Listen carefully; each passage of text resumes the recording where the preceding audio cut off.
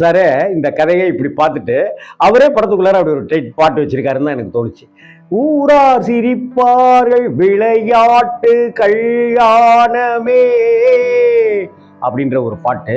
மிகச்சிறந்த படம். தயவு செய்து அபூர்வராங்கள் படம் பார்க்கல, ரஜினிகாந்த் நடித்த முதல் படத்தை பார்க்கல அப்படின்றவங்க இந்த படத்தை பார்த்துருங்க. 50 வருடங்கள் ஆயிடுச்சு இந்த படம். அதே போல இதயக்கனி, எம்ஜிஆர் அன்னைக்கு ஃபீல்டில் இருக்காரு.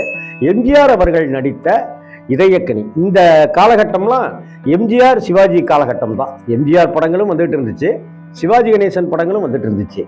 எம்ஜிஆருடைய படங்கள்ல கிளாமர் ஜாஸ்தியாக ஆரம்பித்ததெல்லாம் இந்த காலகட்டங்கள்ல தான்.